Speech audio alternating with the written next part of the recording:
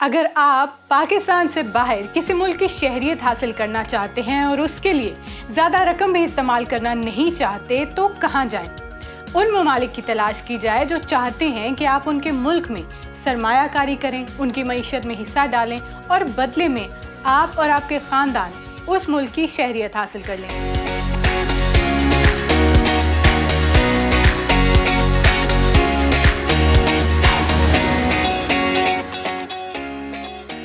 Antigua और बारबूडा Caribbean में एक खुद मुख्तार जजीरा नुमा मुल्क है जहां शहरियत के लिए आपको 3.25 करोड़ रुपए दरकार हैं, जिसके बाद वो 3 से 4 हफ्तों में आपको अपने मुल्क की शहरियत दे देंगे।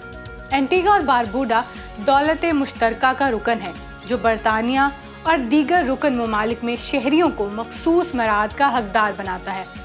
इस मुल्क का पासपोर्ट हासिल करने के लिए आप हांगकांग, रूस, सिंगापुर, यूके और यूरोप के शेंगन एरिया समेत 150 से ज़्यादा मुकामात का वीज़ा फ्री या वीज़ा ऑन अराइवल हासिल कर सकते हैं। शहरियत के बाद आप अपनी फैमिली, वालिदैन और बच्चों जिनकी उम्र 31 साल से कम है और अपने गैर शादीशुदा बहन भाइयों को भी वहाँ बुलाने में मदद कर सकते हैं। आप तकरीबन 3 करोड़ रुपए के साथ कैरेबियन जजीरे सेंट लूशा में भी जाकर बस सकते हैं।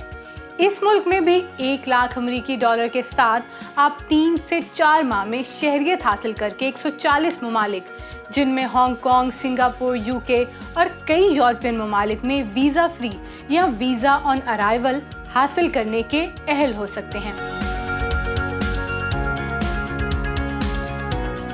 आप अपने इस 3 करोड़ के बजट में वस्ती अमेरिका में एक मुल्क पनामा में भी सेटल हो सकते हैं। Panama residence by investment programme, जिसे पनामा का गोल्डन वीज़ा भी कहा जाता है, गैर मुल्की शहरियों को मुल्क में सरमायाकारी करने और रिहायशी इजाज़तनामे के लिए दरख्वास्त देने की सहूलत देता है।